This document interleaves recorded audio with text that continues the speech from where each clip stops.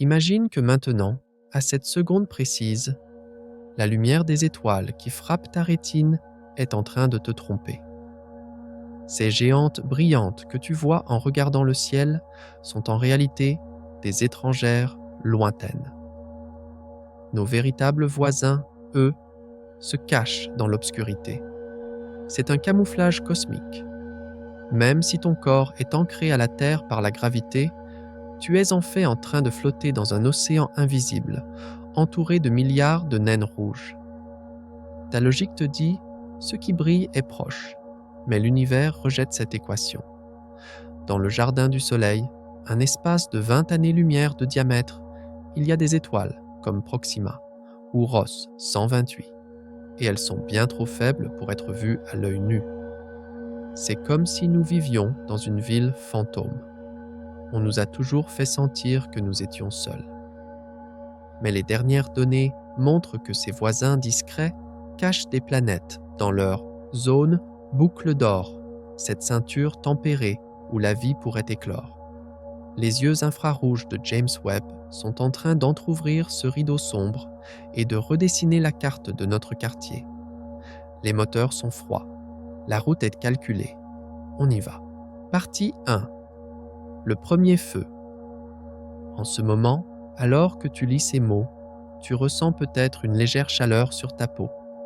C'est peut-être la lumière du matin qui filtre par une fenêtre, ou cet éclat familier qui frappe ton visage pendant que tu marches dehors. C'est l'instant le plus ordinaire, le plus attendu de notre vie. On se réveille le matin et il était là. Le soir arrive, on lui dit au revoir. Sa présence est si certaine qu'on la remet rarement en question. On se contente de dire « il fait beau » et on passe à autre chose. Mais en réalité, ce qui touche ta peau à cet instant, ce n'est pas juste une simple chaleur, c'est une caresse cosmique. Ce photon, cette particule de lumière qui réchauffe ton visage, est le voyageur fatigué d'un périple que nous ne pouvons même pas imaginer. Pendant que nous sirotons notre café dans l'agitation du quotidien, nous nous réchauffons en fait au bord du plus puissant réacteur nucléaire de l'univers. Un mardi ordinaire, nous respirons en fait le souffle d'une étoile gigantesque. Et le plus étrange, c'est que la chaleur que tu ressens maintenant n'appartient pas vraiment à maintenant. C'est une lettre venue du passé.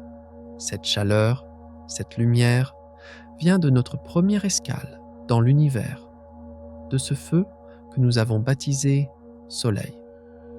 Nous, les humains, avons tendance à oublier que le Soleil est une étoile. Il est si grand, si brillant et si plein de vie qu'il est difficile de croire qu'il est de la même espèce que ces pointes d'épingles lumineuses que nous voyons dans le ciel nocturne. Mais il n'est différent que parce qu'il est proche de nous. Et ce concept de proximité, à l'échelle de l'univers, n'est rien de plus qu'une blague qui repousse les limites de l'esprit humain. La science a donné un nom froid à cette distance entre la Terre et le Soleil, une unité astronomique. Sur le papier, c'est environ 149,6 millions de kilomètres. Mais ces chiffres restent de simples statistiques dans notre esprit, n'est-ce pas? Les chiffres n'ont pas de sentiment. Allez, traduisons cette distance dans un langage que nous pouvons comprendre, celui de l'expérience humaine. Imagine qu'il y a une voiture devant chez toi. Tu prends le volant, tu mets le contact et tu t'engages sur une autoroute infinie qui s'étend vers le ciel, vers le soleil. Tu règles le régulateur de vitesse sur 100 km/h. Tu conduis sans jamais t'arrêter, sans faire le plein, sans dormir. Tu ne fais que conduire. Combien de temps durerait ce voyage? 1 mois? 1 an? Non. Il te faudrait exactement 170 ans pour y arriver. Tu vieillirais et mourrais au volant. Tes enfants grandiraient sur la banquette arrière. Ils vieilliraient eux aussi, et peut-être que tes petits-enfants n'atteindraient cette destination de feu qu'à la fin de leur vie. Voilà ce qu'est la distance que nous appelons proche. Et tandis que nous vivons au bord de ce vide immense, la lumière nous enseigne à quel point le temps peut être flexible. La lumière est la limite de vitesse de l'univers. Elle se déplace à une vitesse ahurissante d'environ 300 000 km par seconde. Mais même à cette vitesse prodigieuse, il faut 8 minutes et 20 secondes pour qu'un faisceau de lumière parti du Soleil nous atteigne. Cela signifie que lorsque tu regardes le ciel, ce qu'il ne faut jamais faire directement, ce que tu vois n'est pas l'état actuel du Soleil. Ce que tu vois, c'est son fantôme d'il y a 8 minutes. Si le Soleil, à cette seconde précise, disparaissait soudainement, s'éteignait ou était arraché par une main cosmique, nous ne le saurions pas immédiatement. Pendant 8 minutes, le ciel resterait lumineux. Pendant 8 minutes, les fleurs continueraient leur photosynthèse, les gens prendraient des bains de soleil sur les plages, la Terre continuerait de tourner. Nous continuerions à vivre, sans nous douter de rien, à l'ombre d'une catastrophe déjà survenue. Il y a toujours un décalage dans notre communication avec l'univers. En réalité, nous regardons constamment le passé. Mais la vraie question est la suivante. Ce décalage, cette distance, est-ce la preuve de notre solitude ou notre protection? Car s'il n'y avait pas ces 150 millions de kilomètres de vide, quelles seraient nos chances de survie si nous étions confrontés au vrai visage de cette fournaise nucléaire? Le Soleil n'est pas juste une boule jaune suspendue dans le ciel. C'est un monstre complexe, stratifié et sauvage. En son cœur, dans ce que nous appelons le noyau, se produit une alchimie qui dépasse notre imagination. On peut le voir comme le moteur d'une voiture. Mais ce moteur prend 600 millions de tonnes d'hydrogène par seconde et les transforme en hélium. Ce processus, c'est la fusion nucléaire. Et lors de cette transformation, 4 millions de tonnes de ces 600 millions de tonnes se transforment en énergie pure, en chaleur et en lumière. Chaque seconde. Cette énergie, une fois sortie du noyau, ne se libère pas immédiatement. Elle entre dans une couche que nous appelons la zone de radiation.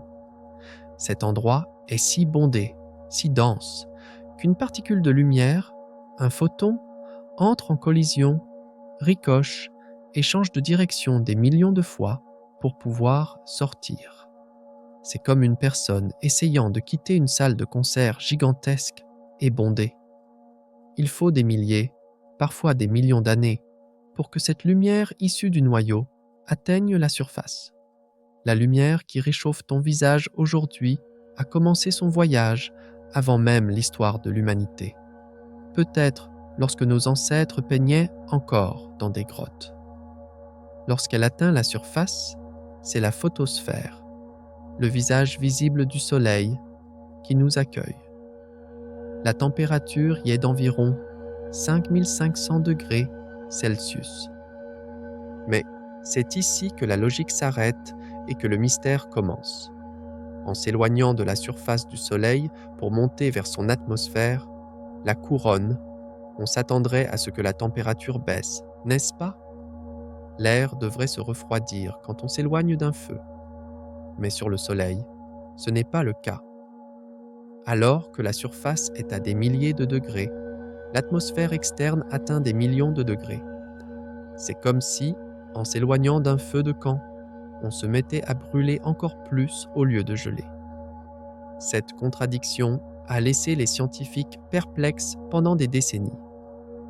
Comment l'extérieur peut-il être plus chaud alors que la source d'énergie est au centre? C'est précisément là que la curiosité et le courage de l'humanité entrent en jeu. La sonde Parker Solar Probe de la NASA a été lancée en 2018 pour résoudre ce mystère. Elle est devenue le premier objet de fabrication humaine à toucher une étoile. Elle a plongé dans l'atmosphère du Soleil, effectuant un plongeon suicide au cœur de ces tempêtes magnétiques, de cette chaleur inexpliquée. En utilisant la gravité de Vénus comme une fronde, elle s'est rapprochée un peu plus du feu à chaque orbite. Nous, protégeant nos corps fragiles qui ne supportent pas la chaleur, avons envoyé nos émissaires de métal et de silicium dans le feu, parce que nous devions comprendre. Comprendre le Soleil, ce n'est pas seulement comprendre une étoile, c'est nous comprendre nous-mêmes. Car même si le Soleil est classé comme une naine jaune, une étoile de taille moyenne et calme selon les standards de la galaxie, son histoire est notre histoire. Ce n'est pas une étoile de première génération. Il est né des cendres d'étoiles géantes qui ont vécu, sont mortes et ont explosé avant lui. Chaque particule de carbone, de fer, d'oxygène dans le Soleil, et donc dans notre corps, a été cuite au cœur d'autres soleils, il y a des milliards d'années. Le Soleil est un héritier cosmique, et nous sommes les enfants de cet héritage. Imagine que l'on mette tout le système solaire sur une balance géante. D'un côté, la masse colossale de Jupiter, les anneaux de Saturne, les vents glacés de Neptune, tous les astéroïdes, et bien sûr, notre Terre, nos océans, nos montagnes. Et de l'autre côté, juste le Soleil. Que se passerait-il ? Le Soleil constitue 99,8% de la masse de notre système. Tout le reste, y compris nous, se trouve dans les 0,2% de miettes restantes. Nous sommes des grains de poussière tournant autour d'un feu gigantesque. Qu'est-ce que cela nous dit sur l'univers ? Peut-être ceci. Nous ne sommes pas le centre. Nous sommes des invités qui essaient de se réchauffer autour du centre. Le Soleil, avec une corde invisible appelée gravité, nous lie à lui, comme un berger qui nous empêche d'être projetés dans le vide froid et sombre de l'espace. Il est à la fois la chaleur qui donne la vie et l'encre qui nous maintient ensemble. Mais cette encre ne sera pas là pour toujours. Le Soleil a environ 4,6 milliards d'années. Il a déjà vécu la moitié de sa vie. Il vieillit lentement, et à chaque respiration, à chaque réaction de fusion, il consomme un peu plus de son carburant. Dans environ 5 milliards d'années, cette naine jaune va enfler, se transformer en une géante rouge et peut-être engloutir les planètes auxquelles elle a donné la vie. Maintenant, ferme les yeux. Visualise ce disque jaune et brillant dans ton esprit. Ressens qu'il n'est pas juste une boule de lumière, mais un organisme gigantesque qui respire, qui vibre, qui projette ses champs magnétiques dans l'espace comme les battements d'un cœur. Il n'est pas statique, c'est un parent imprévisible qui crache du plasma dans l'espace quand il est en colère et qui nous nourrit quand il se calme. Notre existence est suspendue à un fil, dépendante de son calme. Et peut-être que la vraie question est, si cette étoile qui nous donne la vie, qui nous protège et qui est notre premier mot dans l'univers, n'est qu'une ordinaire naine jaune, qu'est-ce qui nous attend là-dehors, dans les profondeurs de cette obscurité? Nous connaissons le Soleil, nous connaissons sa chaleur, sa colère et son rythme. C'est notre maison, le feu dans notre jardin. Mais notre quartier ne se résume pas à ce seul feu. Lorsque nous levons la tête au-delà de cette lumière vive, vers l'obscurité totale, nous voyons que quelque chose d'autre se cache là, pas si loin. Ce n'est pas aussi brillant que le Soleil. C'est même si faible qu'il nous est impossible de le voir à l'œil nu. Mais c'est là, notre plus proche voisin. Et peut-être que la première réalité que nous rencontrerons en quittant ce port sûr que le Soleil nous offre ne sera pas un accueil chaleureux comme nous l'attendons. Mais pour comprendre cela, il nous faut d'abord entr'ouvrir cette porte rouge et regarder la faible lueur de Proxima Centauri. Partie 2. La porte rouge. Nous laissons derrière nous la lumière jaune, sûre, chaude et familière du Soleil. Nous sommes maintenant aux confins de notre maison, le système solaire. Devant nous s'étend ce que l'esprit humain a le plus de mal à concevoir. Un vide pur, ininterrompu et profond. Pour atteindre notre prochaine destination, l'étoile la plus proche de nous, nous devons traverser cet océan. Et là, dès le début de notre voyage, nous sommes confrontés à un étrange paradoxe. Le mot « proche » à l'échelle cosmique perd tout son sens. Quand tu regardes le ciel nocturne, tu t'attends à voir ton plus proche voisin. Tout comme tu peux voir la lumière qui filtre de la fenêtre de la maison d'à côté dans ta rue. Mais quand tu regardes le ciel, il n'y a rien. Notre étoile la plus proche, Proxima Centauri, est trop faible pour être vue à l'œil nu. C'est un fantôme qui se cache dans l'obscurité. Elle est si proche qu'elle est considérée comme notre voisine de palier, selon les normes cosmiques. Mais elle est si loin que même avec le véhicule le plus rapide de l'histoire de l'humanité, il faudrait des milliers de générations pour l'atteindre. Cette distance est de 4,24 années-lumière. Ça sonne comme un petit chiffre, n'est-ce pas? 4 et des poussières. Mais si nous parlons le langage de notre monde, cela représente 40 000 milliards de kilomètres.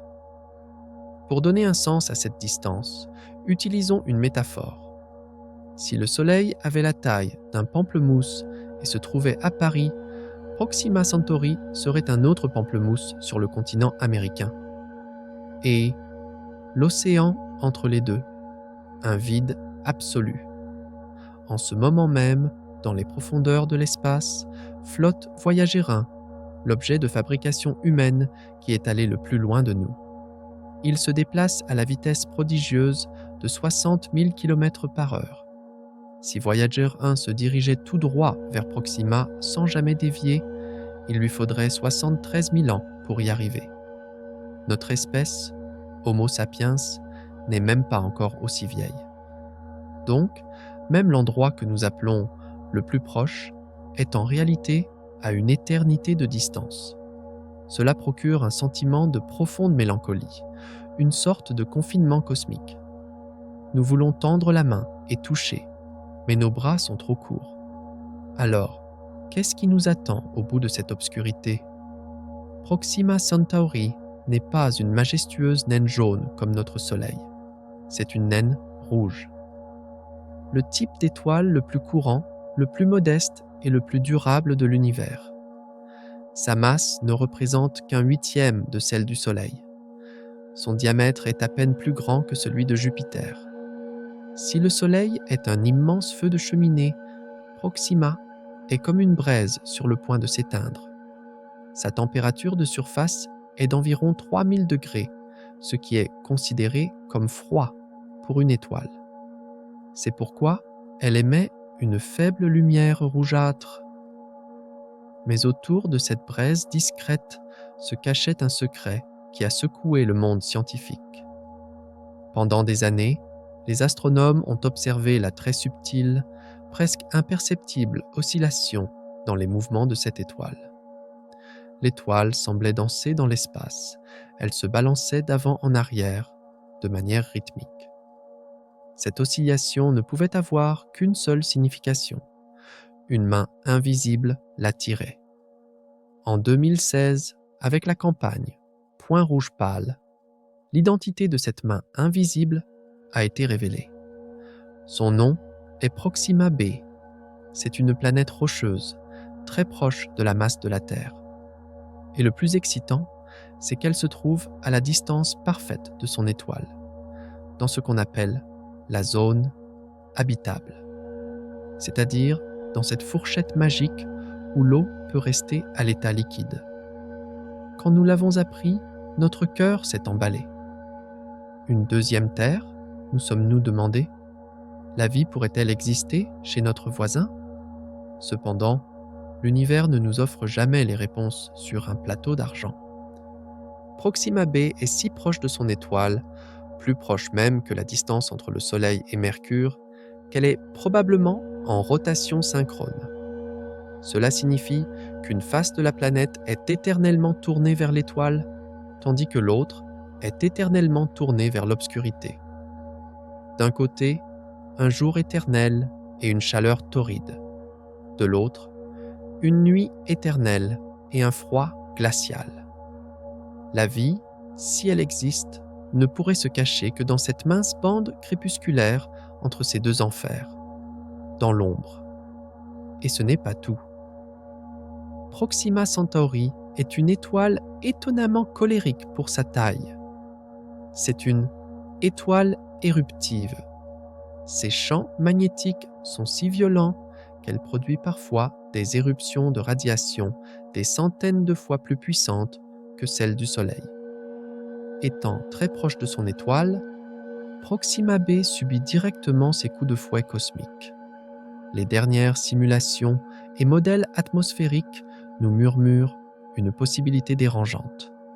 Ces éruptions pourraient avoir détruit la couche d'ozone de la planète ou élevé les niveaux d'ozone en surface à des seuils mortels. Autrement dit, l'endroit que nous appelons habitable pourrait en fait n'être qu'un morceau de roche stérilisé, baigné de radiation. Pourtant, l'espoir est la caractéristique la plus tenace de l'être humain. Nous avons rêvé de franchir cette distance. Le projet Breakthrough Starshot nous a vendu un rêve.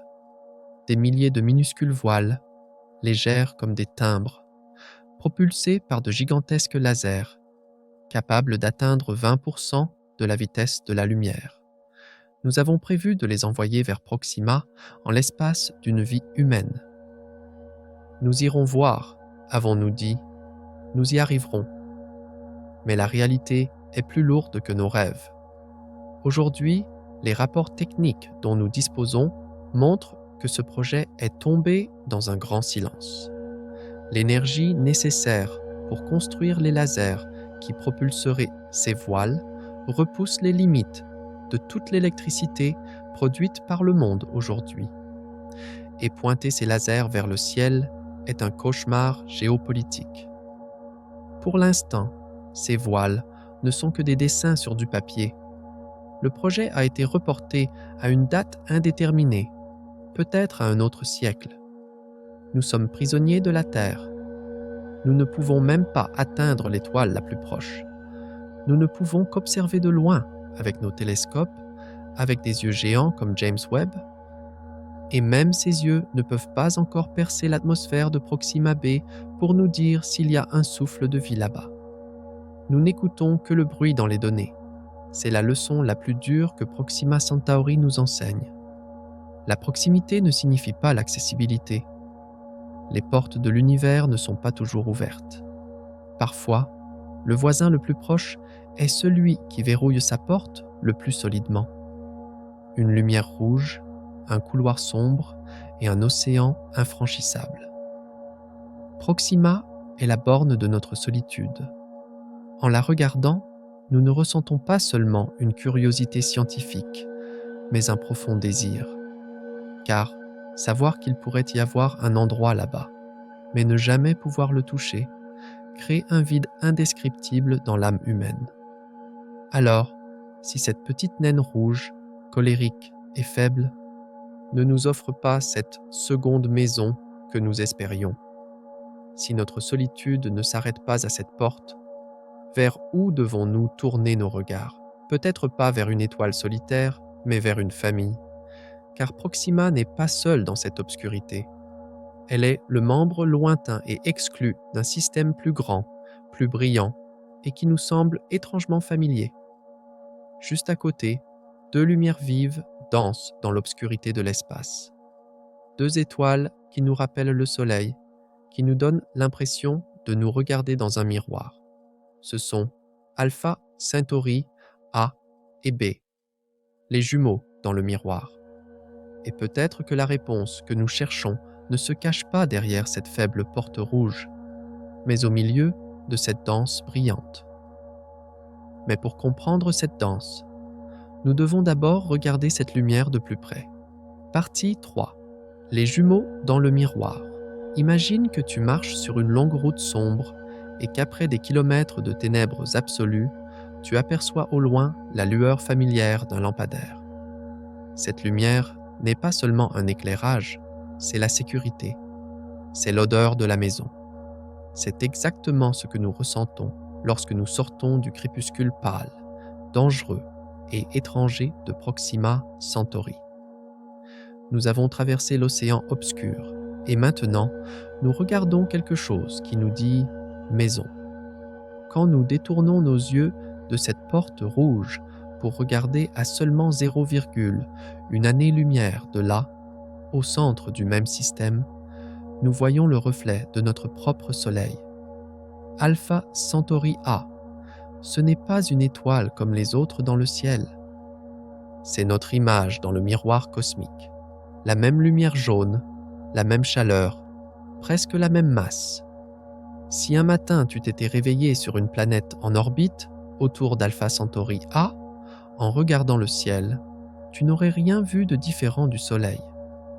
Les plantes feraient la même photosynthèse, les océans brilleraient du même bleu, tes ombres tomberaient avec la même longueur. Mais ce sentiment de familiarité est un jeu subtil que l'univers joue avec nous. Car en regardant plus attentivement le miroir, tu te rends compte que le reflet n'est pas unique. Dans ce système, le Soleil n'est pas seul. Il a un partenaire, un compagnon. Alpha Centauri B, un peu plus petite, un peu plus orange, un peu moins brillante, mais une compagne de route qui ne le quitte jamais. Alors que notre Soleil est un roi solitaire qui règne seul dans le vide spatial, ici, 2 soleils dansent une valse qui dure depuis des milliards d'années. Et cette valse nous frappe en plein visage, nous rappelant à quel point notre solitude est exceptionnelle. Nous, les humains, avons tendance à tout ramener à nous. Quand nous regardons l'espace, nous ne cherchons pas l'autre, mais nous-mêmes. Et le système Alpha Centauri est le plus grand piège de cette quête, car il nous ressemble tellement que nous avons développé une croyance presque aveugle que nous y trouverons une partie de nous, une seconde Terre. Cette croyance nous a entraînés dans une poursuite qui a duré des décennies. Au XIXe siècle, lorsque l'astronome écossais Thomas Henderson a réalisé que ces points lumineux n'étaient pas seulement brillants, mais aussi ici, l'humanité a eu l'impression de frapper pour la première fois à la porte de son voisin. Depuis ce jour, nous avons verrouillé nos télescopes sur ces 2 étoiles. Il doit y avoir un endroit là-bas, avons-nous dit. Il doit y avoir un rocher sur lequel nous pouvons poser le pied, un air que nous pouvons respirer. Ce système est scientifiquement comme une salle blanche. Tout comme dans notre système, les nuages de poussière qui entourent les étoiles ici, ce que nous appelons la poussière exozodiacale, sont assez rares. Cela signifie que notre vue est claire. Et cette clarté a permis aux yeux modernes, comme le télescope spatial, James Webb, de voir la vérité nue. Mais ce que nous avons vu n'était pas ce que nous espérions. Notre attente était la suivante. Alpha Centauri A, ce parfait jumeau du Soleil, cachait une bille bleue dans sa zone habitable. Mais les données arrivées en 2024 et 2025 ont ébranlé ce rêve. Des mesures précises et des tentatives d'imagerie directe ont pointé, non pas vers un petit rocher semblable à la Terre, mais vers un autre géant. Les scientifiques l'appellent pour l'instant Candida S1. Ce n'est pas le jumeau de la Terre. C'est un géant froid, fait de gaz, de la taille de Neptune ou de Saturne. Et la partie la plus ironique, la plus cruciale, c'est que ce géant se trouve exactement dans ce que nous appelons la zone habitable, cette ceinture tempérée où l'eau pourrait être liquide. Tu vois le sens de l'humour de l'univers? Il crée un endroit à la température parfaite pour la vie, mais n'y met pas de sol sur lequel marcher. Juste un océan de gaz infini, des tempêtes et de la pression. De plus, l'existence de ce géant gazier affaiblit la probabilité qu'il y ait une autre Terre là-bas. Car les géants, comme Jupiter ou Saturne, sont des tyrans gravitationnels. Ils avalent les petits rochers autour d'eux ou les expulsent du système. Si S1 est là, notre rêve de Terre 2.0 pourrait avoir été écrasé sous l'ombre gravitationnelle de ce géant. Mais ne désespère pas tout de suite. Cette contradiction nous dit en fait que nous devons pousser notre imagination encore plus loin. Ces deux étoiles, Alpha Centauri A et B, tournent l'une autour de l'autre sur une orbite de 80 ans. Lorsqu'elles sont au plus près, la distance qui les sépare est équivalente à celle entre le Soleil et Saturne. Lorsqu'elles sont au plus loin, elles s'écartent jusqu'à la distance entre le Soleil et Pluton. Cela laisse à chaque étoile un espace sûr et stable pour avoir ses propres planètes. Ce sont des danseurs respectueux, distants, mais liés par un lien indéfectible. Alors, qu'est-ce que cela signifie ? Et s'il y avait des lunes rocheuses tournant autour de ce géant gazier ? Maintenant, ferme les yeux et imagine que tu es sur une lune de ce géant gazier. Au-dessus de ta tête est suspendue une planète gigantesque avec des anneaux qui occupe la moitié du ciel.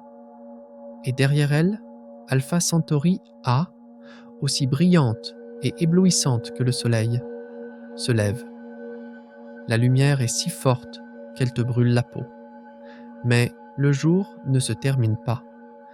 Tandis que A se couche à l'autre bout du ciel, un soleil plus petit et orange, Alpha Centauri B, apparaît. Ici, les nuits sont presque inexistantes.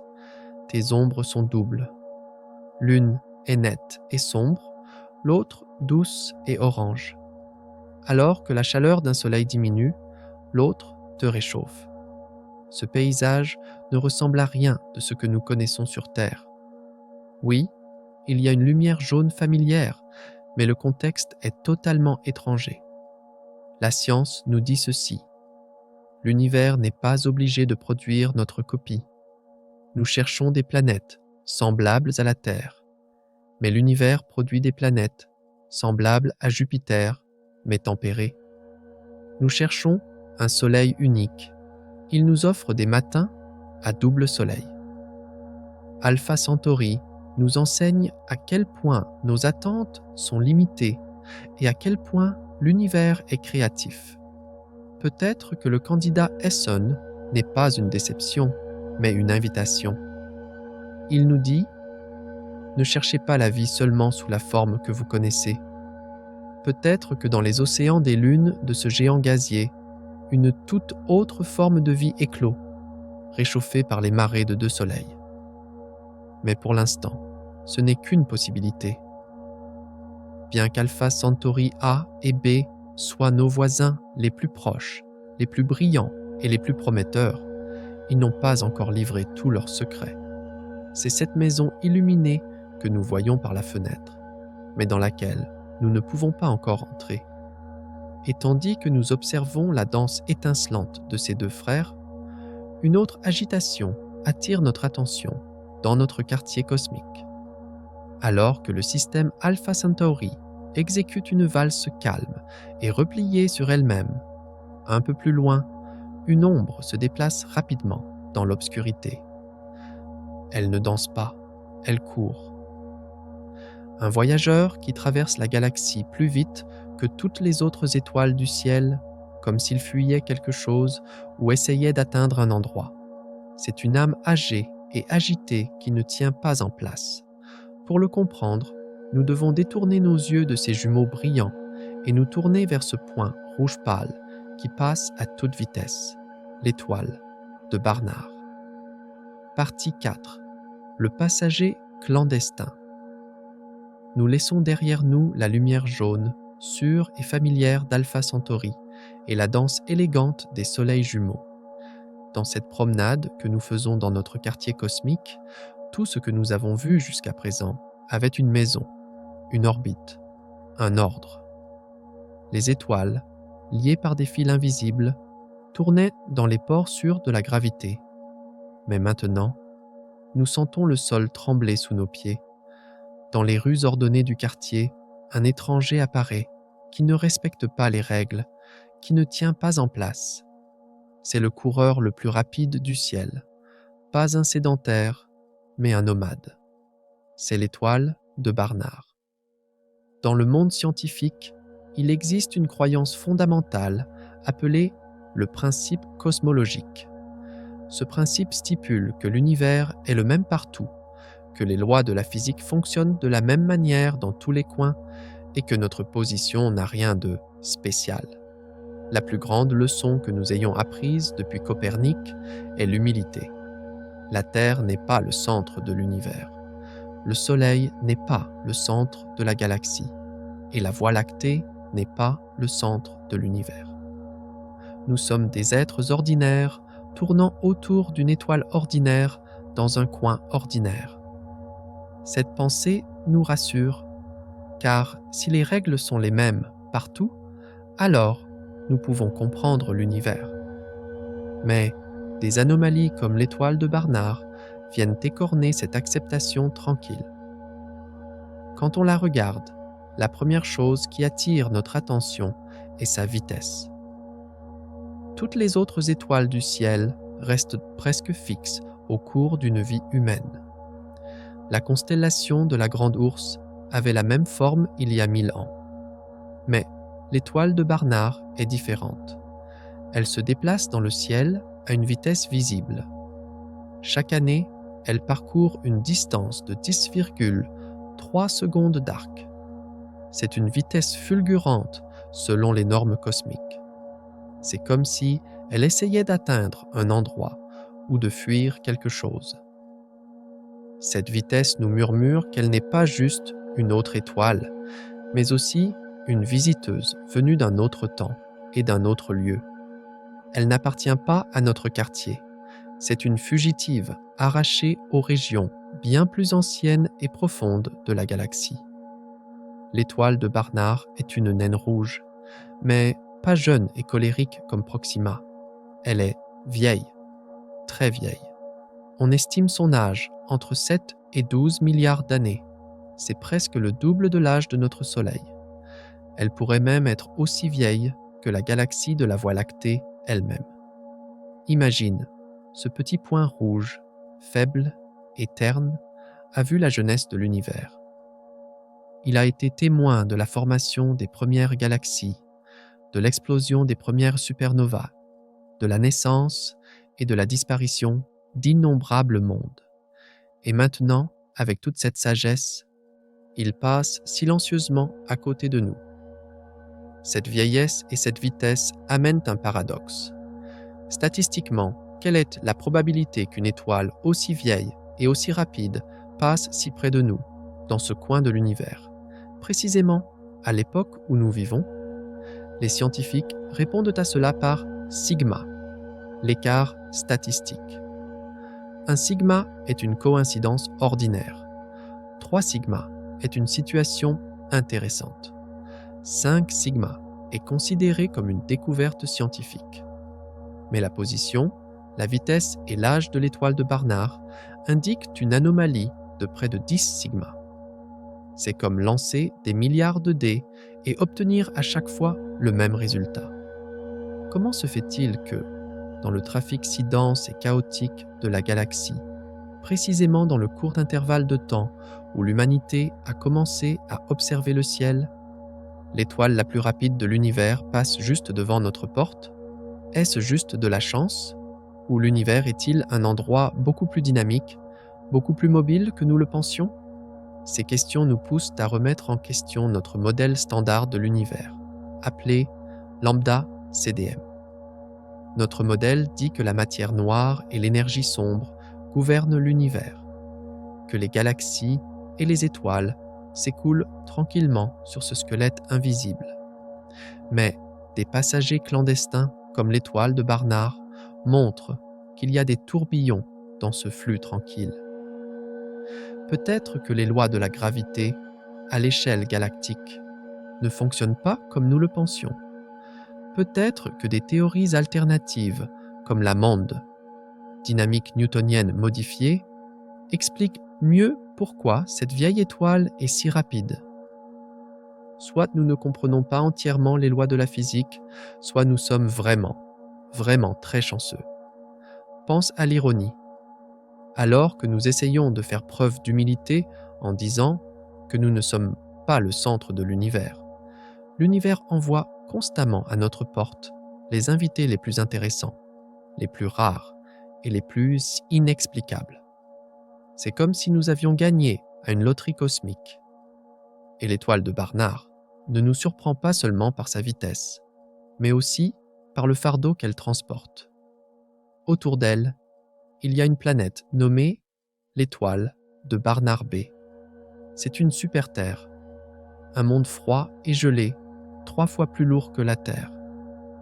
Bien qu'elle soit aussi proche de son étoile que Mercure, l'étoile de Barnard est si faible que la surface de cette planète est un enfer de glace à moins 170 degrés. Mais ce qui est vraiment choquant, ce n'est pas l'existence de cette planète, c'est son absence. Pendant des années, nous y avons cherché une planète. Dans les années 1960, un astronome nommé Peter van de Kamp a affirmé qu'il y avait là des planètes géantes, semblables à Jupiter. Pendant des décennies, les gens y ont cru.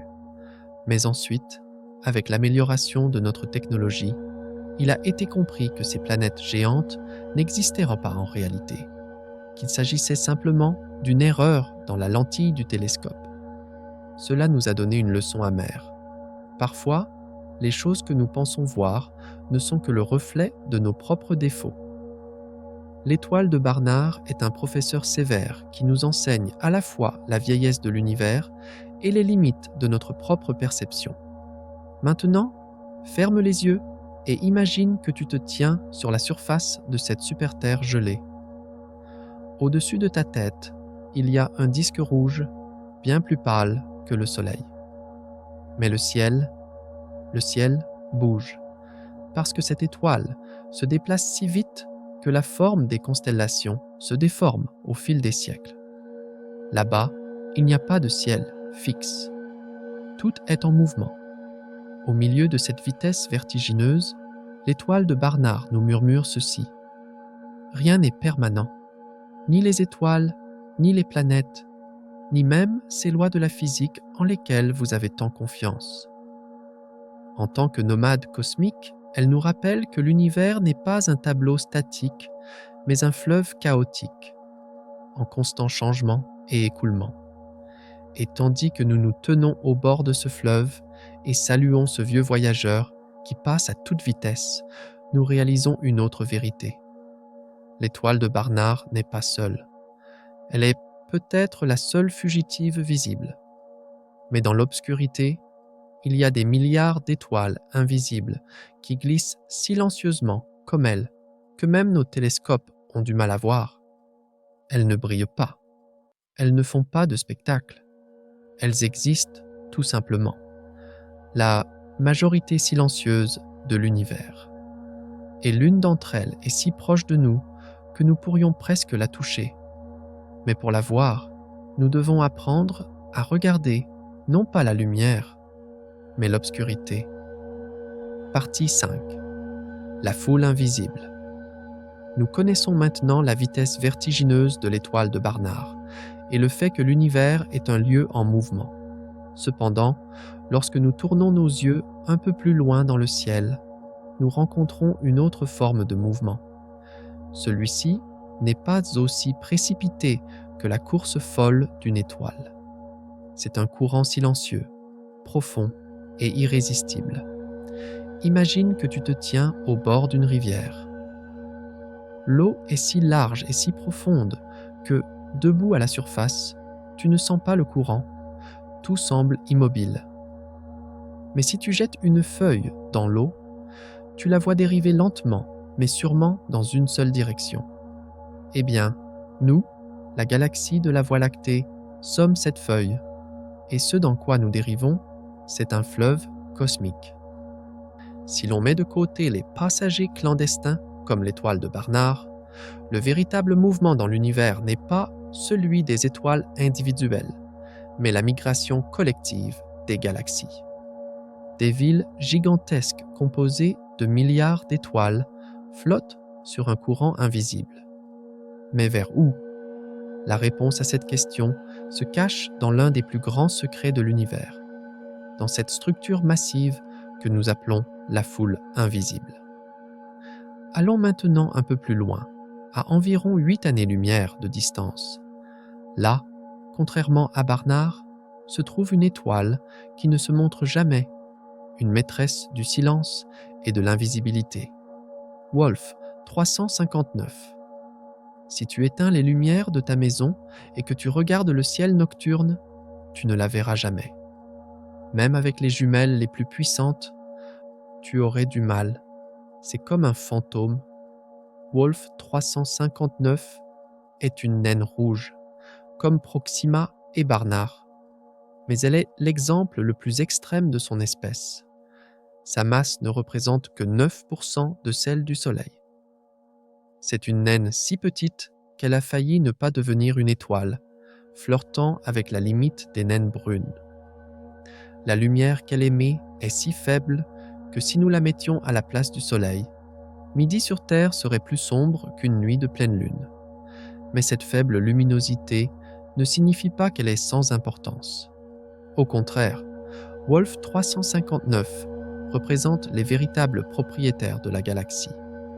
Environ 75% des étoiles de la Voie lactée sont des naines rouges. L'univers n'est donc pas composé de brillants Sirius ou de majestueux soleils, mais de milliers de milliards de travailleurs invisibles, comme Wolf 359. Ils sont la majorité silencieuse de l'univers. Et cette majorité silencieuse, tout comme nous, fait partie de ce grand courant. Lorsque les scientifiques ont étudié les mouvements des galaxies, ils ont remarqué un schéma étrange. Elles ne s'éloignaient pas seulement les unes des autres en raison de l'expansion de l'univers. Elles s'écoulaient également dans une direction spécifique, comme si elles étaient attirées par un aimant géant. C'est ce qu'on appelle le flux de masse. Dans les années 1980, un groupe d'astronomes a découvert que la Voie lactée et les galaxies voisines étaient attirées vers la constellation du Centaure à la vitesse prodigieuse de 600 km par seconde. Qu'ont-ils vu en regardant dans cette direction? Rien, juste des nuages de poussière et de gaz. Mais l'attraction était là. Une main invisible et gigantesque nous attirait vers elle. Les scientifiques ont donné à cette région mystérieuse le nom peut-être le plus cool de l'histoire de l'astronomie. Le Grand Attracteur.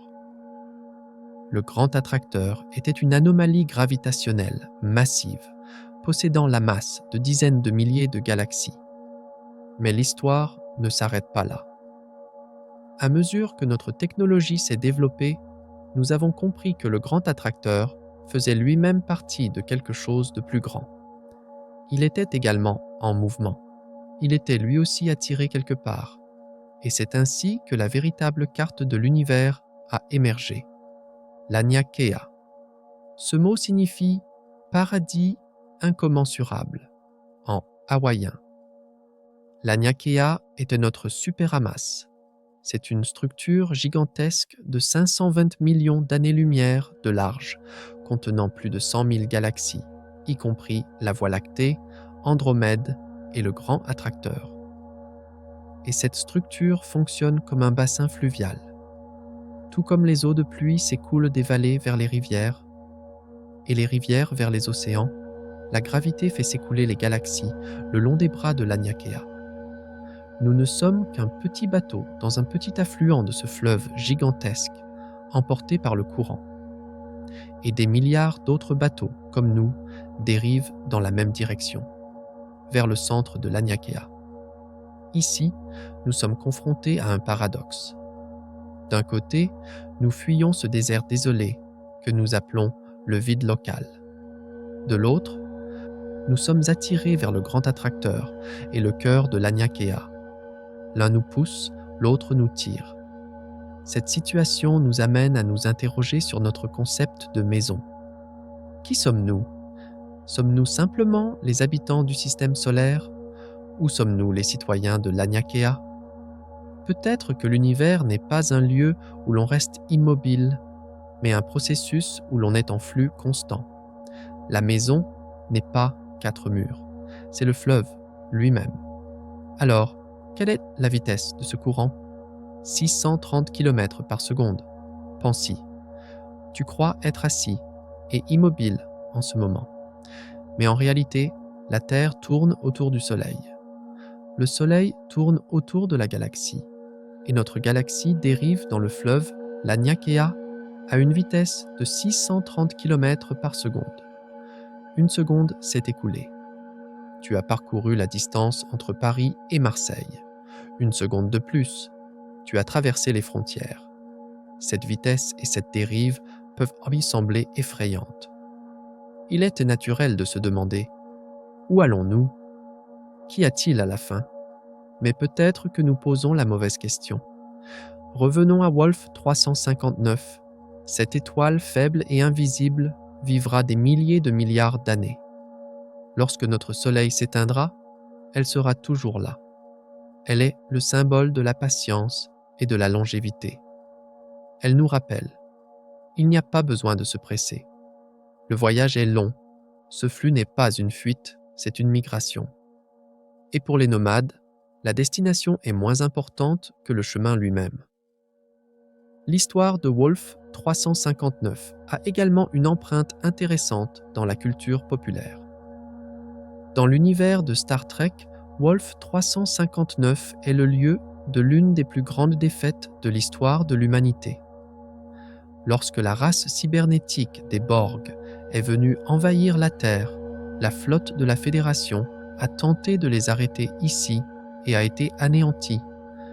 Cette histoire fictive nous donne le sentiment que Wolf 359 est le gardien à la porte. Cette faible lumière est le seuil de notre maison. En réalité, il n'y a ni cube Borg ni vaisseau de guerre là-bas, juste une naine rouge silencieuse et peut-être des planètes froides en orbite autour d'elle. Mais la métaphore reste valable. Wolf 359 est notre frontière invisible, la porte de sortie de notre quartier. Maintenant, ferme les yeux et imagine ce fleuve cosmique. Des milliards de galaxies, comme des grains de poussière brillants, flottent dans un vide sombre. Elles s'écoulent le long des filaments, le réseau nerveux de l'univers. Toutes sont connectées, toutes bougent au même rythme. Une migration silencieuse, massive et paisible. Nous sommes là aussi, à l'intérieur de l'un de ces points brillants, sur un minuscule point bleu. Et en dérivant dans ce flux, nous ne sommes pas seuls. Nous voyageons avec une foule invisible, avec des milliers de milliards d'autres mondes. Apprécie la valeur de cet instant, car, dans des milliards d'années, l'expansion de l'univers éloignera tellement les galaxies les unes des autres que lorsque nous regarderons le ciel, nous ne verrons que les étoiles de notre propre galaxie. La Niakea se fragmentera, l'influence du grand attracteur disparaîtra. Les autres galaxies s'éloigneront de nous plus vite que la lumière et se perdront dans une obscurité éternelle. Mais maintenant, dans le présent cosmologique, nous avons de la chance. Nous pouvons encore voir nos voisins. Nous pouvons encore observer le flux du fleuve. Nous faisons encore partie d'une foule que nous pouvons appeler « nous ». Ce mouvement durera-t-il éternellement ? Non. Comme tout fleuve, ce fleuve cosmique s'asséchera un jour ou atteindra la mer. Mais pour l'instant, nous coulons. Et la paix ne consiste pas à résister à ce flux, mais à l'accompagner. Alors, à l'endroit où ce flux nous emmène, au centre de cette brillance et de cette énergie immense, que trouvons-nous ? Sirius, l'étoile la plus brillante du ciel. Ce n'est pas seulement une source de lumière, c'est aussi un panneau d'avertissement. Un monument qui crie que la brillance a un prix, que les étoiles aussi sont mortelles. Mais pour comprendre cela, nous devons d'abord fixer nos yeux sur cette lumière bleu-blanc, éblouissante, et voir le secret sombre à côté d'elle, le fantôme d'une étoile morte. Souviens-toi de ton enfance, de ces moments où, peut-être sur une plage ou au sommet d'une colline, tu regardais l'horizon. Cette ligne, cette fine frontière où le ciel rejoint la mer ou la terre, nous a toujours posé une question. Qu'y a-t-il au-delà de cette ligne ? Et avec une innocence d'enfant, nous pensions que si nous courions assez vite, nous pourrions toucher cette ligne. Mais en grandissant, nous avons appris que cette ligne fuyait à mesure que nous courions. L'horizon n'est pas un lieu, c'est une limite. Maintenant, avec nos yeux d'adultes, nous regardons l'univers, cet horizon cosmique, et nous posons la même question. Jusqu'où pouvons-nous aller ? En regardant la lumière éblouissante de Sirius, le flux infini de l'Aniakea, un désir d'exploration s'éveille en nous. Mais l'univers a une règle bien plus dure, bien plus précise que celle de cette plage de notre enfance. Le nom de cette règle, la vitesse de la lumière. Albert Einstein nous a appris que l'univers a un panneau de limitation de vitesse, environ 300 000 km par seconde. Ce n'est pas seulement la vitesse de la lumière, c'est la vitesse de la relation de cause à effet. C'est la vitesse de traitement de l'univers. Et l'équation est très simple. Rien qui a une masse, c'est-à-dire ni nous, ni nos vaisseaux, ni nos atomes, ne peut atteindre cette vitesse. Nous pouvons nous en approcher, mais jamais la toucher. Cette limite transforme l'univers en un manoir aux pièces infinies, mais dont les portes sont verrouillées. Pour mesurer les distances, nous parlons d'années-lumière. Ça sonne romantique, mais c'est autant une mesure de distance qu'un barreau de prison. Notre voisin le plus proche est à 4 années-lumière. Cela signifie 4 ans, même à la vitesse de la lumière. Mais comme nous ne pouvons pas atteindre la vitesse de la lumière, ce temps se transforme en milliers d'années. Le centre de notre galaxie, 26 000 années-lumière. La galaxie d'Andromède, 2,5 millions d'années-lumière. Et la limite de l'univers que nous pouvons observer, 46 milliards d'années-lumière. Ces chiffres n'ont aucun sens pour l'esprit humain. Ce ne sont que des abstractions. Rendons-les concrets. Si nous réduisions le Soleil à la taille d'un grain de sable, l'étoile la plus proche, Proxima Centauri, serait un autre grain de sable, à 7 km de distance. Et entre ces deux grains de sable, un vide complet, terrifiant. Ce vide n'est pas seulement spatial, c'est un mur temporel. Regarder l'espace, c'est regarder le passé, disions-nous. Cela signifie que nous ne pouvons jamais toucher le maintenant de l'univers. Quand nous regardons Sirius, nous voyons son état d'il y a 8,6 ans. Si quelqu'un nous faisait signe de la main là-bas en ce moment, nous le verrions dans 8,6 ans. Nous ne pouvons pas avoir une conversation en direct avec l'univers. Nous nous envoyons simplement des lettres qui arrivent très lentement. C'est un paradoxe cosmique. Aller le plus loin possible. C'est s'enfoncer le plus profondément dans le passé. Essayer d'atteindre la limite. C'est en fait courir à reculons dans le temps. Alors, jusqu'où pouvons-nous repousser ces limites ? Quel était notre record de vitesse en tant qu'humanité ? La sonde Parker Solar Probe de la NASA, en tournant autour du Soleil, a atteint une vitesse d'environ 700 000 km par heure. C'est la vitesse la plus élevée jamais atteinte par un objet de fabrication humaine. Une réussite formidable. C'est comme aller d'Istanbul à New York en quelques secondes.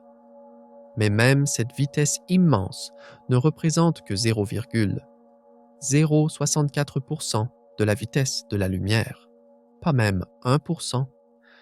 Même si nous construisions des moteurs théoriques capables d'atteindre 10% de la vitesse de la lumière, ce qui nécessiterait une énergie colossale, il faudrait encore 40 à 50 ans pour atteindre l'étoile la plus proche. La moitié d'une vie humaine. Ceux qui partiraient, à leur retour, s'ils pouvaient revenir, ne reconnaîtraient pas le monde qu'ils ont laissé. C'est pourquoi les auteurs de science-fiction ont imaginé les vaisseaux générationnels. Des vaisseaux gigantesques à l'intérieur desquels des gens naissent, grandissent, vieillissent et meurent. Un voyage où les arrière-petits-enfants atteindraient la destination et où les grands-parents ne se souviendraient que du départ. Ce n'est pas une expédition d'exploration, c'est une migration. Un adieu sans retour. C'est là que réside une profonde tristesse et une tension. Notre désir d'explorer est sans limite. Notre âme veut aller jusqu'au bout de la galaxie, dormir sous chaque étoile. Mais notre corps est emprisonné par les règles froides de la physique, par la fragilité de la biologie. Nous voulons y aller, mais nous ne pouvons pas. Et ce qui est encore plus étrange, c'est que la théorie de la relativité d'Einstein nous joue un autre tour. Si un jour nous nous approchons très près de la vitesse de la lumière, le temps à bord du vaisseau ralentira. Une durée de quelques années pour les passagers pourrait être des siècles sur Terre. À leur retour, tous leurs proches, et même leur civilisation, pourraient n'être que poussière. La vitesse nous sépare non seulement de l'espace, mais aussi du temps et de ceux que nous aimons. Le voyage cosmique est la solitude ultime. C'est pourquoi l'univers est pour nous moins un océan à traverser qu'un paysage que nous contemplons depuis le rivage. Nous sommes les enfants au bord de l'océan. Nous pouvons tremper nos pieds dans l'eau, peut-être nous aventurer un peu, mais nous ne pourrons jamais nager jusqu'à la rive opposée. Est-ce une prison ou une protection? Peut-être que ces limites sont des murs qui nous protègent. Des limites qui nous protègent de ce pourquoi nous ne sommes pas prêts, des radiations cosmiques, de la distorsion du temps et de la folie du vide infini. Peut-être que ce que nous appelons maison est simplement un endroit avec des murs. Un endroit sans limite ne peut pas être une maison. Les limites ont une beauté. Elles nous rappellent qui nous sommes et où nous nous situons. Elles nous empêchent de nous perdre dans l'infini. Nous sommes les enfants de ce soleil, de cette planète, de cette bulle locale. Et cette appartenance est plus précieuse que d'être un voyageur éternel. Maintenant, ferme les yeux. Imagine que tu es sur une plage. Devant toi s'étend un océan infini et sombre. Le bruit des vagues est comme le murmure des étoiles. Tu ne vois pas l'autre bout de l'océan. Tu sais que tu ne peux pas y aller. Mais cela ne te rend pas triste, car le sable sous tes pieds est chaud. Derrière toi, il y a une forêt sûre, et au-dessus de ta tête, des étoiles familières.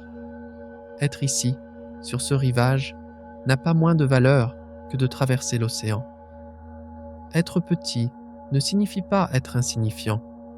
Être limité ne signifie pas être incomplet. Nous ne pouvons pas y aller. Nos corps ne sont pas faits pour ce voyage. Notre vie est trop courte, mais notre esprit a déjà franchi ses limites. Avec nos télescopes, nos équations, nos rêves, nous avons touché l'autre bout de l'océan. Et peut-être que la plus grande découverte n'est pas très loin, mais juste à côté de nous. Si nous ne pouvons pas aller loin, nous devons regarder de plus près ce qui est proche. Les îles au-delà de l'océan peuvent être un rêve. Mais juste au large de notre côte, cachés dans la brume, il y a des îlots silencieux et calmes. Ils sont si faibles que nous les avons ignorés, si silencieux que nous ne les avons pas entendus. Mais ils sont là, comme Ross 128. Ces voisins ennuyeux, qui ne se battent pas, qui ne crient pas, qui existent simplement. Peut-être que la paix ne se trouve pas dans l'étoile la plus brillante, ou la galaxie la plus lointaine, mais dans le port le plus silencieux. Il est temps maintenant de détourner nos yeux de cet horizon lointain et de nous tourner vers ce refuge silencieux, juste à côté de nous, vers Ross 128. Partie 7. Le port silencieux. Arrêtons-nous un instant. Reprenons notre souffle. Nous nous sommes heurtés au mur infranchissable de la vitesse de la lumière. Nous avons rivalisé avec la vitesse vertigineuse de Barnard. Nous avons fui les dangereuses éruptions de Proxima. Ce visage sauvage, bruyant et chaotique de l'univers est épuisant. Parfois, au milieu d'une aventure, on veut juste trouver un port sûr, s'asseoir tranquillement au coin du feu. Et l'univers, étrangement, nous offre aussi ce silence. Dans notre quartier, il y a un voisin dont le nom n'est pas très connu, sur lequel aucun film n'a été tourné, qui ne figure pas dans les mythologies. Ross 128. Il est comme cet élève studieux assis au fond de la classe, qui ne fait jamais de bruit, mais qui fait ses devoirs jour après jour. C'est aussi une naine rouge, tout comme Proxima, tout comme Wolf 359. Mais alors que Proxima est un enfant capricieux qui a des crises de colère et projette des radiations à tout va, Ross 128 est aussi calme qu'un maître zen. Il n'y a pas d'éruption massive à sa surface. Ses champs magnétiques ne fouettent pas ses planètes. Il brûle simplement, lentement, patiemment. Et cet ennui est, pour nous qui cherchons la vie, le trésor le plus précieux de l'univers. Ross 128 se trouve à environ 11 années-lumière de nous, dans la constellation de la Vierge. Et autour de lui tourne une planète que nous avons nommée Ross 128b. Cette planète est un peu plus grande que la Terre, une super-Terre. Elle est très proche de son étoile. Son année ne dure que 9,9 jours. Mais son étoile est si faible et si froide que cette proximité ne la brûle pas. Au contraire, elle la maintient juste à la limite, tempérée de la zone habitable. Faisons un rêve. Si tu étais sur Proxima B, tu devrais vivre dans des abris souterrains, sous une pluie constante de radiation. Mais sur Ross 128b, là, sous un soleil rouge pâle, tu pourrais regarder un ciel calme. Le risque que l'atmosphère soit déchirée par les vents stellaires est bien plus faible. S'il y a des océans là-bas, ils ont peut-être pu rester sans s'évaporer pendant des milliards d'années. Cette stabilité est la meilleure amie de l'évolution. La vie n'aime pas le chaos. La vie veut une période de temps ennuyeuse, prévisible et sûre de plusieurs milliards d'années. Ross 128 offre généreusement ce temps. Revenons un instant en arrière, en 2017. L'observatoire d'Arecibo à Porto Rico a capté des signaux étranges et rythmiques provenant de Ross 128. Ces signaux, enregistrés avec la note « Weird », étrange, ont soudainement excité le monde entier. Et si, nous sommes-nous demandé, et si quelqu'un nous appelait depuis ce port silencieux? La nouvelle s'est répandue. Les théories ont fusé. Mais la science est froide. On a vite compris que ces signaux ne venaient pas d'extraterrestres, mais d'interférences provenant de nos propres satellites en orbite autour de la Terre. Une fausse alerte, une déception. Mais cet événement nous a rappelé quelque chose d'important, quelque chose que nous avions peut-être oublié. Nous écoutons, et plus important encore, des endroits comme Ross 128 valent la peine d'être écoutés, car le fait qu'il soit silencieux ne signifie pas qu'il soit vide. Ross 128 nous offre un avantage évolutif. Les naines jaunes, comme notre Soleil, vivent environ 10 milliards d'années. Nous sommes actuellement à la moitié de notre vie. Mais les naines rouges, comme Ross 128, vivent des milliers de milliards d'années. Elles continueront à brûler jusqu'à la fin de l'univers. Si un jour, l'humanité doit quitter la Terre, ou si notre Soleil se prépare à enfler et à nous engloutir. Des systèmes comme Ross 128 pourraient être pour nous une parfaite maison de retraite. Y aller prendrait 200 000 ans avec notre technologie actuelle. Encore ce mur, encore cette distance. Mais dans notre esprit, y aller est gratuit. Imagine que tu es sur la surface de Ross 128b, un crépuscule rouge. Si des plantes existent, elles ne sont probablement pas vertes comme les nôtres, mais noires ou violet foncé pour capter cette faible lumière infrarouge. Un vent silencieux souffle. Dans le ciel, il y a des constellations familières, mais leurs formes sont légèrement déformées. Et là, très loin, un faible point jaune brille. Ce point, c'est notre Soleil.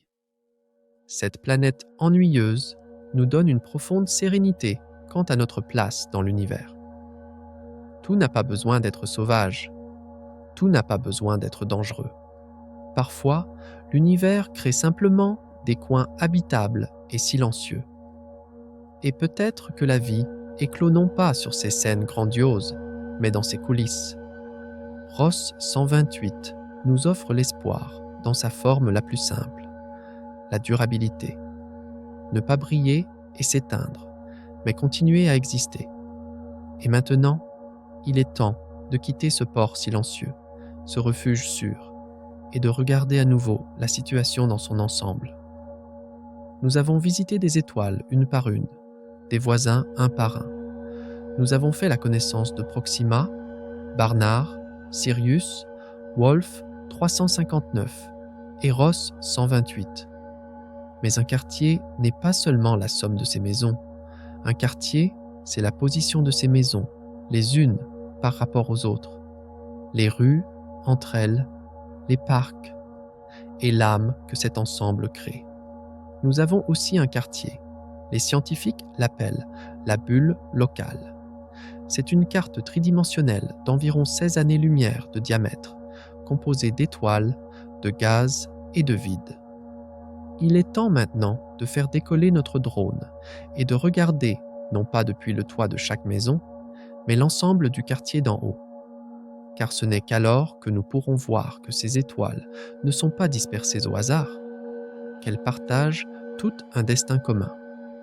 Allez, ouvrons ensemble la carte de cette ville. Partie 8. La danse des géants. As-tu regardé le ciel la nuit dernière? Si tu es dans un endroit sombre, loin des lumières de la ville, tu as peut-être remarqué cette tache pâle et brumeuse, juste en dessous de la constellation de Cassiopée, ce petit faisceau de lumière qui ressemble à une empreinte digitale. C'est l'objet le plus lointain que nous puissions voir à l'œil nu.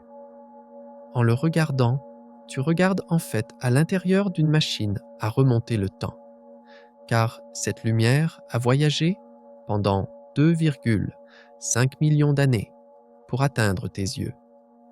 Quand ces photons ont pris la route, l'humanité n'avait pas encore découvert le feu. Le nom de cette tache est Andromède, M31, notre jumelle cosmique, notre gigantesque voisine. Jusqu'à présent, nous avons visité les étoiles une par une. Proxima, Sirius, Ross 128, c'étaient les maisons de notre rue. Mais maintenant, nous changeons d'échelle. Nous ne parlons plus de maisons, mais de villes. Si la Voie lactée est une ville, Andromède est l'autre métropole, juste de l'autre côté du fleuve. Et cette métropole est bien plus grande, bien plus peuplée et bien plus brillante que la nôtre. Jusqu'aux années 1920, nous ne savions pas ce qu'était cette tache. La plupart des astronomes pensaient que c'était un nuage de gaz à l'intérieur de la Voie lactée, une nébuleuse. C'était une époque où nous pensions que l'univers se limitait à la Voie lactée. Mais un homme nommé Edwin Hubble a tout changé lorsqu'il a distingué une seule étoile à l'intérieur de cette tache, une variable, Céphéide. Il a calculé la distance de cette étoile et le résultat a été choquant. Cette tache ne pouvait pas être à l'intérieur de notre galaxie. Elle était à des millions d'années-lumière. À ce moment-là, l'univers a soudainement grandi. La Voie lactée n'était pas l'univers lui-même, mais seulement une île parmi un nombre infini d'autres. Andromède a été le premier professeur qui nous a appris la véritable taille de l'univers. 2,5 millions d'années-lumière. Il est impossible de se représenter cette distance. Pour aller à Alpha Centauri, il fallait 4 ans à la vitesse de la lumière. Pour aller à Andromède, il faudrait 2,5 millions d'années. C'est 10 fois plus long que l'histoire de l'humanité. Le vide entre les deux est si immense qu'il n'y a presque rien, juste quelques atomes solitaires. Mais il y a ici un paradoxe qui donne le frisson. L'univers est en expansion. Les galaxies s'éloignent rapidement les unes des autres. Presque tout nous fuit, sauf Andromède. Elle vient vers nous, à une vitesse de 110 km par seconde. Sa lumière, décalée vers le bleu, nous crie qu'elle se rapproche un peu plus chaque seconde. Elle court vers nous comme un chasseur cosmique. La gravité a vaincu l'expansion de l'univers. 2 géants, verrouillés l'un à l'autre, avancent vers un rendez-vous inévitable. Alors, quand aura lieu ce rendez-vous ? Dans environ 4 milliards d'années. 4 milliards d'années. Ce chiffre est presque le même que la durée de vie restante du Soleil. Donc, alors que notre Soleil se préparera à rendre son dernier souffle, un autre drame se jouera dans le ciel. Les scientifiques ont simulé cet événement sur ordinateur. Et ce qu'ils ont vu ressemblait moins à une collision qu'à une danse élégante mais violente. Les 2 galaxies ne se percuteront pas de front. Elles se traverseront. La gravité les attrapera, les tordra, déformera leur forme, les bras spiraux se briseront, les étoiles seront projetées dans l'espace. Puis, elles reviendront, s'interpénétreront à nouveau. Cette danse durera des centaines de millions d'années, et à la fin, les 2 galaxies fusionneront pour former une seule galaxie elliptique géante. Les astronomes lui ont déjà donné un nom, Milkomeda, l'enfant de la Voie lactée, Milky Way et d'Andromède. Dans ce processus, le mot « collision » peut être un peu trompeur, car les galaxies sont principalement constituées de vide. La distance entre les étoiles est si grande que la probabilité que des étoiles entrent en collision physique lors de la fusion de 2 galaxies est presque nulle. Pense à 2 tempêtes de sable qui se traversent. Les grains de sable ne se heurtent pas, seules leurs orbites changent. Et notre système solaire, notre petite maison bleue, nous serons probablement éjectés. Notre Soleil pourrait être projeté dans un coin plus extérieur et plus désert de cette nouvelle galaxie. Ou, si nous avons de la chance ou de la malchance, nous pourrions être attirés vers le centre, dans cette région chaotique. Mais, dans les 2 cas, notre ciel nocturne changera pour toujours. La fine bande de la Voie lactée que nous voyons actuellement disparaîtra. À sa place, un brouillard brillant, formé de milliers de milliards d'étoiles, couvrira tout le ciel.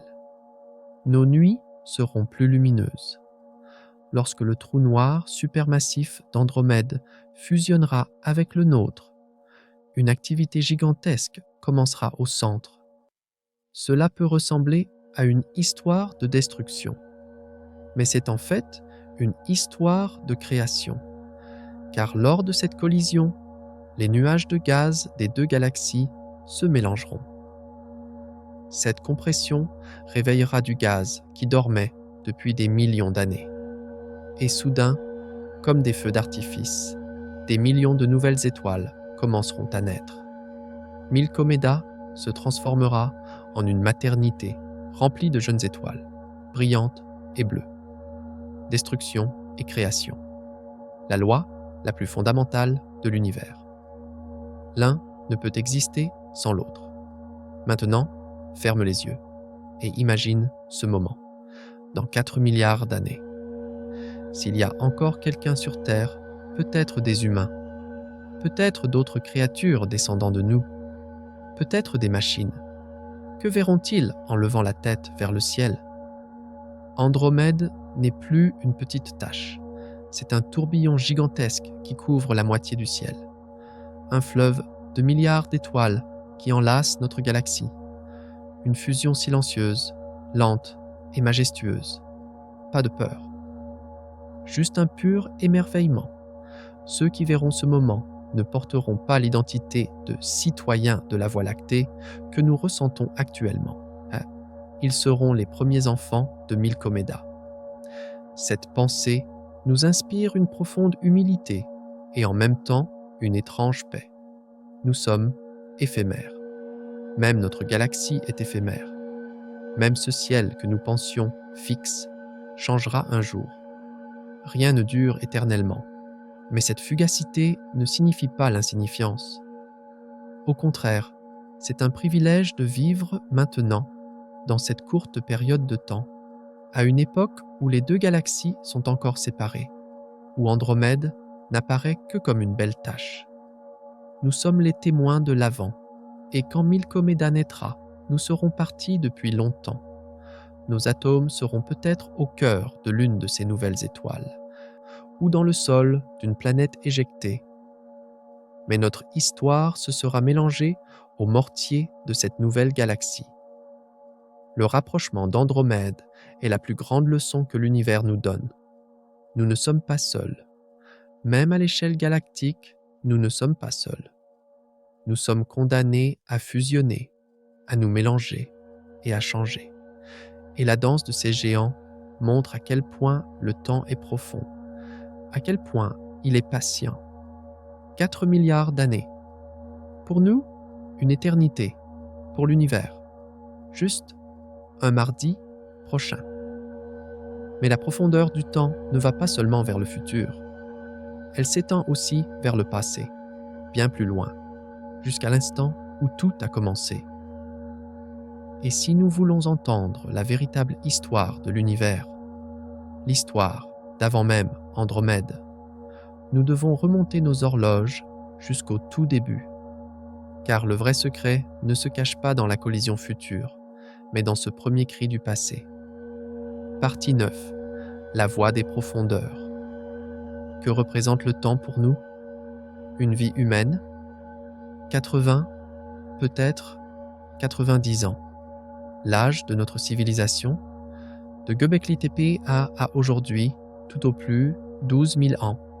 Et notre espèce, Homo sapiens? 300 000 ans. Ces chiffres nous paraissent énormes. Quand nous parlons de l'Antiquité, une image poussiéreuse et très ancienne se forme dans notre esprit. Mais sur le calendrier de l'univers, ces durées ne sont même pas un clignement d'œil. Maintenant, prépare-toi à remonter le temps. Laisse derrière toi l'histoire de l'humanité, les dinosaures, les premiers frémissements des organismes unicellulaires, et même la Terre elle-même. Nous allons à une époque où il n'y a pas de soleil, pas de terre. Nos atomes sont encore en train de cuire au cœur d'autres étoiles.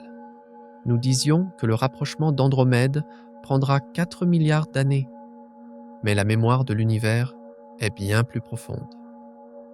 Lorsque nous tournons nos télescopes un peu plus loin, vers le fond, le plus sombre de ce vide, la lumière qui nous parvient nous raconte une histoire d'il y a 13 milliards d'années, la photo de bébé de l'univers. Il y a 13,8 milliards d'années, tout a commencé. Mais nous n'allons pas si loin en arrière, allons à une date un peu plus proche, il y a 1,8 milliard d'années. Pourquoi? Parce que c'est à cette époque que le vide gigantesque dans lequel nous vivons, le vide KBC, a commencé à se former. À cette époque, l'univers était plus jeune, plus comprimé. Les galaxies étaient plus proches les unes des autres. Les immenses vides que nous voyons aujourd'hui n'étaient alors que de petites fosses innocentes. Les filaments, ce réseau cosmique formé par les galaxies, étaient plus denses, plus brillants. L'univers était à l'adolescence. Il grandissait vite, changeait de forme, essayait de trouver son identité. Quand nous essayons d'imaginer cet univers, un sentiment étrange nous envahit. Car dans cet univers, il n'y avait pas de nous, aucun de nous, ni nos ancêtres, ni notre ADN, ni les atomes de carbone qui nous composeraient. Cet univers était une scène sans spectateurs. Des étoiles explosaient, des trous noirs fusionnaient, des galaxies dansaient, mais personne n'applaudissait. Personne ne disait « comme c'est beau ». C'est un paradoxe existentiel. Pour qu'une chose existe, a-t-elle besoin de quelqu'un pour en être conscient? Une supernova qui explosait à cette époque a-t-elle vraiment fait du bruit? Ou ce son s'est-il perdu dans le vide infini? La science nous dit « oui, elle était là ». Parce que la lumière de cet instant, l'écho de cette explosion, a voyagé dans l'espace pendant des milliards d'années et a frappé, aujourd'hui même, les capteurs de nos télescopes. La lumière est la machine à remonter le temps de l'univers. Quand tu regardes une étoile, tu regardes en fait son fossile. Quand nous regardons une galaxie à 1,8 milliard d'années-lumière, nous ne voyons pas son état actuel. Nous voyons son état d'il y a 1,8 milliard d'années. Peut-être que cette galaxie n'existe plus aujourd'hui, peut-être qu'elle a heurté une autre galaxie. Peut-être que ces étoiles se sont éteintes. Mais nous regardons sa photo de jeunesse. Cela transforme le ciel en un immense site de fouilles archéologiques. Au lieu de creuser sous terre, nous regardons dans les profondeurs du ciel. Chaque couche est une époque plus ancienne. Les télescopes spatiaux profonds, des machines à remonter le temps, comme James Webb, nous montrent ces couches en les épluchant. Et ce que nous voyons, c'est l'évolution de l'univers. À cette époque, les galaxies étaient plus irrégulières. Il y avait plus de gaz, plus de naissances d'étoiles. L'univers était plus chaotique, plus vivant. Maintenant, il mûrit, se calme, vieillit. Mais il y a ici une tension qui met notre esprit à l'épreuve. Entre l'instant que nous appelons maintenant et cet instant que nous voyons dans le télescope, il y a un abîme de milliards d'années. Notre réalité et la réalité que l'univers nous montre ne sont pas les mêmes. Nous regardons constamment une émission en différé. Nous ne pourrons jamais regarder l'univers en direct. Ce retard est la limite que nous impose la vitesse de la lumière. Mais c'est aussi un cadeau. Car si la lumière avait une vitesse infinie, en regardant le ciel, nous ne verrions que le maintenant. Nous ne connaîtrions jamais le passé de l'univers, comment il s'est formé, d'où nous venons. La lenteur de la lumière, oui, elle est lente à l'échelle cosmique, est ce qui préserve la mémoire de l'univers. L'univers n'oublie pas. Il enregistre chaque événement, chaque faisceau de lumière et l'envoie dans les profondeurs de l'espace. Nous ne sommes que des enfants curieux qui ouvrent ces lettres et les lisent. Utilisons une métaphore. Pense à l'univers comme à un canyon gigantesque. Nous nous tenons au bord du canyon et nous crions. Notre voix frappe la paroi opposée et revient. Mais le canyon est si grand que l'écho met des milliards d'années à arriver. Les sons que nous entendons maintenant, ces échos, sont les premiers cris de l'univers. C'est ce que nous appelons la voix des profondeurs. Le fond diffus cosmologique.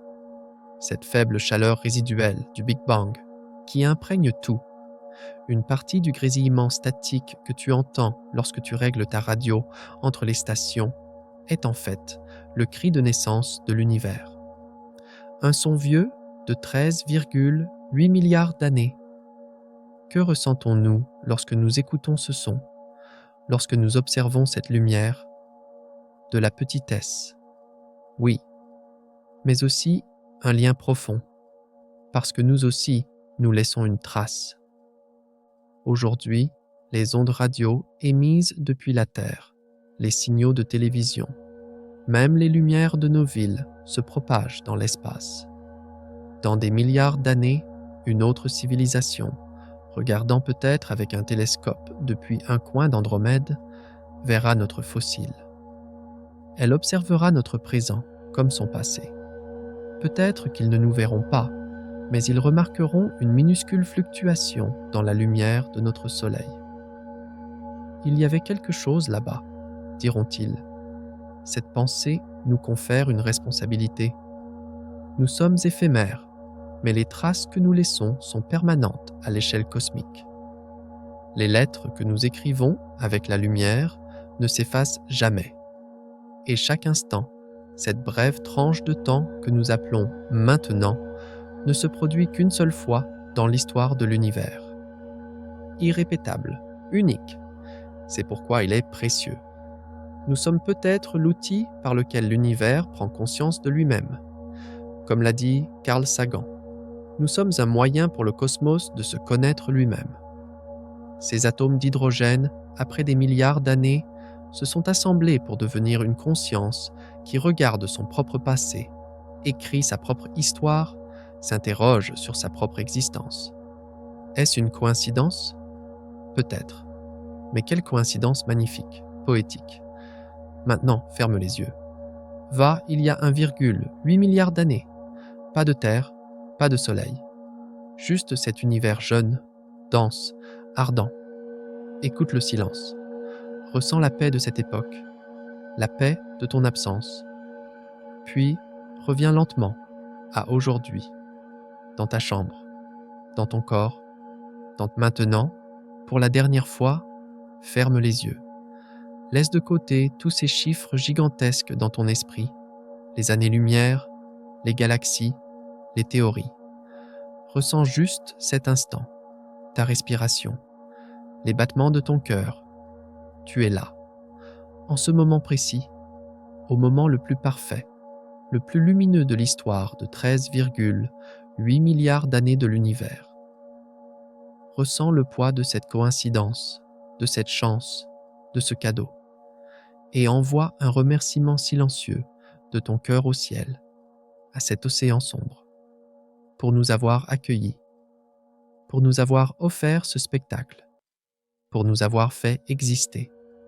Le voyage se termine ici, mais l'exploration ne se termine jamais, car chaque fin est le début d'une nouvelle question. La science nous a montré les limites, mais notre imagination a déjà franchi ces limites. Et peut-être que la seule chose que l'univers attend de nous, c'est cela. Juste regarder, juste voir, et juste, de tout notre cœur, nous émerveiller. Et peut-être que le dernier mot n'est pas une réponse, mais une invitation. Nous avons fait la connaissance de nos voisins, nous avons regardé l'avenir de l'univers et nous avons accepté notre solitude. Mais il y a une vérité effrayante que je ne t'ai pas dite. Mathématiquement, ce silence est impossible. Sur des milliers de milliards d'étoiles et des milliards d'années, quelqu'un aurait déjà dû frapper à notre porte. Ce silence n'est pas paisible, il est suspect. Dans notre prochain voyage, nous résoudrons le paradoxe le plus terrifiant de l'univers, le grand silence. Où est tout le monde ? Es-tu prêt ?